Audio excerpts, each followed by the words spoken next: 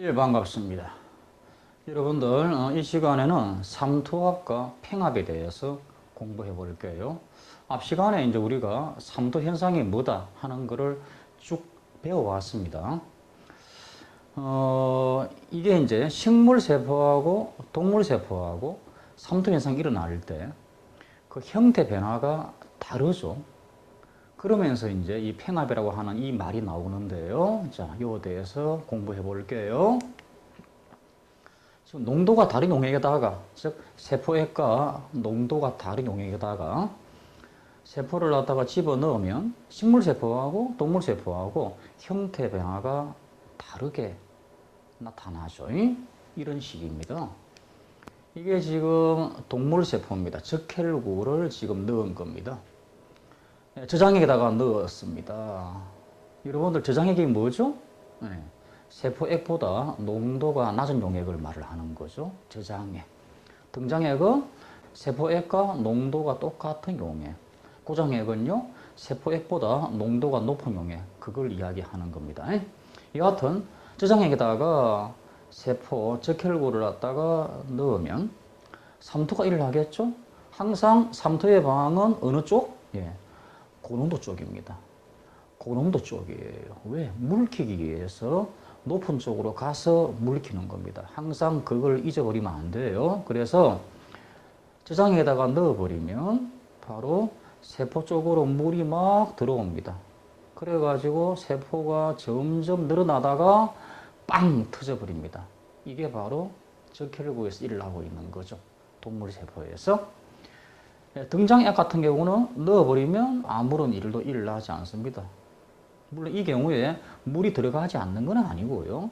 물이 들어가는 것만큼 또 나오기 때문에 그냥 들락날락 하는 그 양이 같기 때문에 마치 물의 이동이 없는 양 그렇게 느껴지지만서도 실제는 물의 이동이 있는 거예요. 그냥 동적으로 평행되어 있다 하는 그런 표현을 하는데 그게 맞죠. 이와 같은 등장액에다가 넣었을 경우는 세포에 아무런 변화가 없다 하는 겁니다.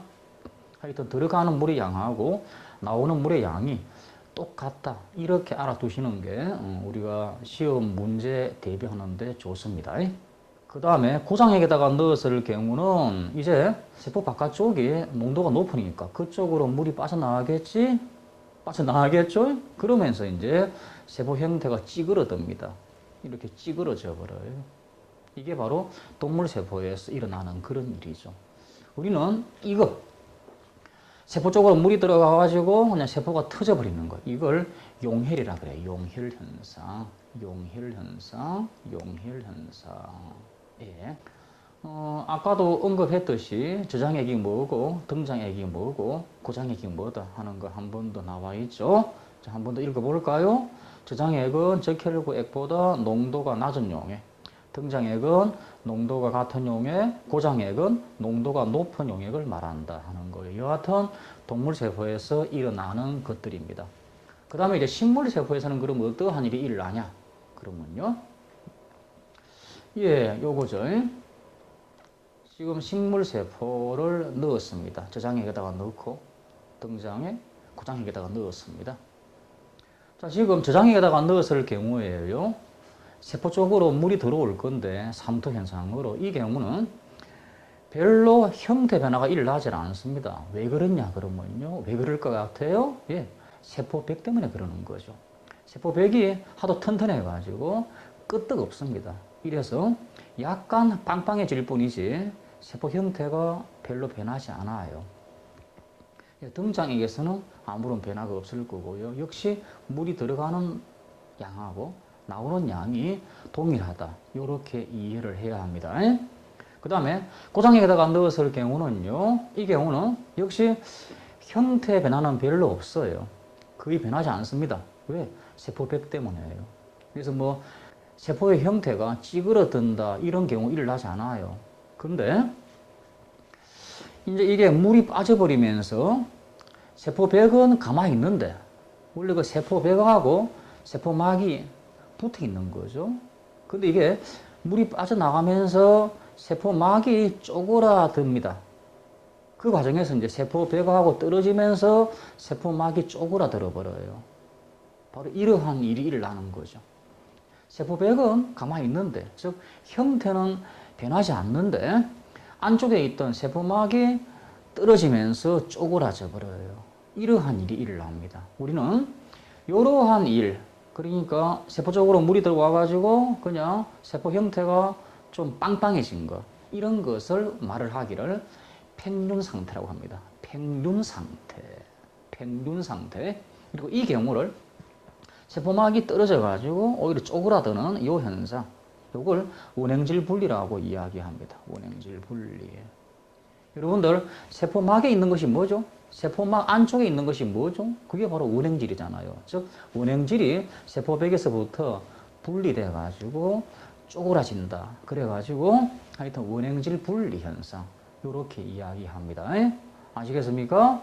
이거 하고요, 동물세포에서 세포 분열할 때 원행질이 이렇게 만입이 돼가지고 동물세포의 세포질이 두 개로 나뉘어진다 하는 거 배웠습니까? 우리는 그 현상을 원행질 만입이라 그래요. 원행질 만입. 원행질 만입. 그래서 원행질 분리하고 원행질 만입하고 구별하십시오. 요거 이제 또 시험 문제로 놓으면 애들이 좀 헷갈려 하더라고요. 이와 같은 저장에다가 넣었을 경우는 안 터지고 그냥 팽륜 상태만 된다라고 하는 거고요. 그리고 고장에다가 넣었을 경우는 이게 형태는 별로 변하지 않고 세포막만 쪼그라드는 원행질 분리 현상이 일어난다는 거. 이런 것이 식물세포에서 나타나는 형태 변화예요. 그래서 동물세포하고 식물세포는 다르다. 지금 식물세포에서 그러면 왜 이게 안 터지냐 하는 거. 예, 물론 세포백 때문에 그러는 거죠. 이걸 힘의 평행으로 생각을 할 수가 있죠. 그래서 바로 세포백 때문에 생기는 그러한 힘이 생기는 거죠. 그 힘이 바로 물이 들어오려고 하는 힘하고 평행돼 가지고 바깥쪽으로 물을 밀어내기 때문에 이 두 개의 힘이 평행돼 가지고 더 이상 이제 안 터진다 하는 그런 식이죠. 바로 이게 삼투압과 반대 방향인 팽합이라고 하는 그런 힘인데요. 자, 팽합이 뭐고 삼투압이 뭐고 조금 더 정확하게 공부해 볼게요. 먼저 삼투압입니다. 삼투압이 뭘까요? 예, 삼투 현상으로 물이 들어올 때 그 힘이죠. 압력이죠. 그러니까 두 개 용액을 놓아두고 이렇게 삼투압을 묻는 경우는요, 바로 그 두 용액의 농도 차이 때문에 삼투 현상이 일어나가지고 물이 들어오면서 물이 이동하면서 이렇게 생기는 힘, 그게 바로 삼투압이죠. 아시겠습니까? 예. 두 용액을 두고서 삼투압을 묻는 경우에 삼투압의 정의는 이런 겁니다. 두 용액의 농도 차이로 삼투 현상이 일어나 물이 이동하는 그 힘, 압력을 말한다. 이해되겠죠? 예. 근데요, 하나의 용액을 놓고서 삼투압을 이야기하는 경우가 있어요. 그 경우는 반대편 쪽에 정류소가 있다고 생각하고서 삼투 현상이 일어나면서 물이 이동하는 그 힘을 말하는 겁니다. 이 경우는 그러면 정류소가 농도가 제로이기 때문에 어차피 두 용액의 농도 차이라고 하는 말은 결과적으로 이 용액의 농도가 되어버리는 거예요. 그러니까 바로 이 용액의 농도 때문에 삼투 현상이 일어나면서 물이 이동하는 그 힘을 의미하는 거죠. 그래서 이런 경우는 용액의 농도가 높을수록 물의 이동이 더 많기 때문에 농도하고 삼투압하고 비례해져 버려요. 그래서 바로 농도를 그냥 삼투압이라고 이야기하는 그런 경우입니다. 이게 이제 생물체계 보면 세포의 삼투압 그런 말 나오죠. 그게 바로 세포의 농도를 의미하는 거예요. 그래서 우리가 항상성의 예로 삼투압 조절 그런 게 있잖아요. 그게 바로 쉽게 말하면 농도 조절하는 그런 뜻입니다. 바로 이렇게 하나의 용액을 놓고서 삼투압을 이야기하는 경우는 그냥 바로 그 용액의 농도를 의미하는 그런 말이 되어버린다는 거죠. 하여튼 두 가지 의미가 다 들어가 있어요. 하나의 용액을 놓고서 이야기할 때는 그냥 이런 식으로 이야기해야 되는 거고, 두 용액을 놓고서 삼투압을 이야기하는 경우는 이렇게 이해해야 한다는 거죠. 알겠죠? 그래서 두 용액의 차이 때문에 물이 이동하는 그 힘, 그렇게 이해를 해야 돼요. 그래서 이 두 가지 의미가 있습니다. 예?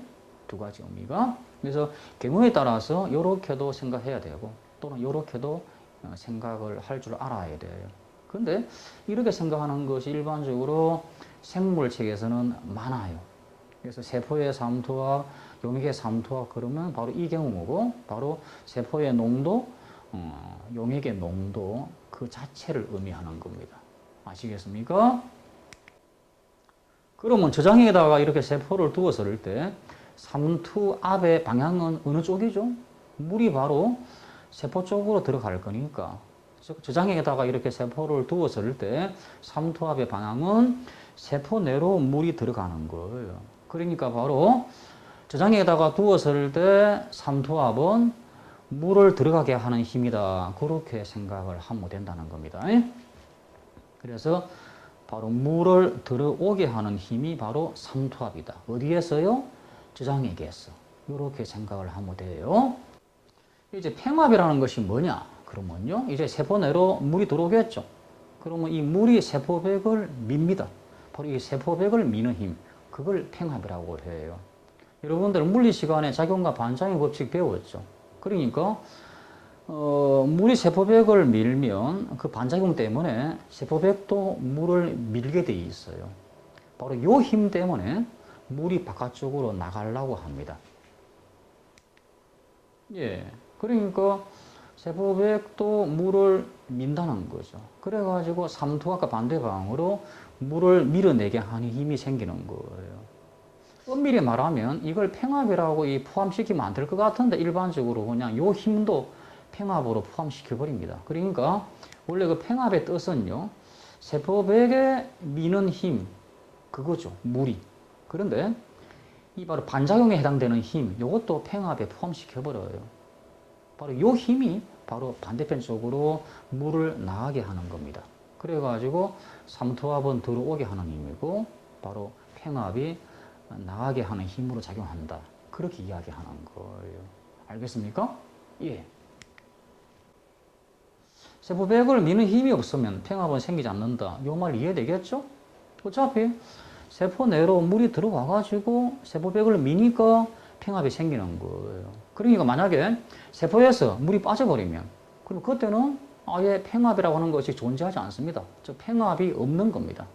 여러분들 절대로 마이너스라고 생각하면 안 돼요. 팽압은 마이너스 값을 취하지 않습니다. 그냥 없는 거죠. 그러니까 정상적인 세포에서 물이 들어올 때 그때부터 바로 팽압의 값이 생기는 거예요. 그래서 우리가 주의할 것은 세포에서 물이 빠져나갈 때 세포 부피가 즉 1보다 작아지면 팽압은 없다는 거죠. 그래서 팽압은 0보다 작은 값, 마이너스 값을 취하지 않습니다. 아시겠죠? 그리고 주의할 것은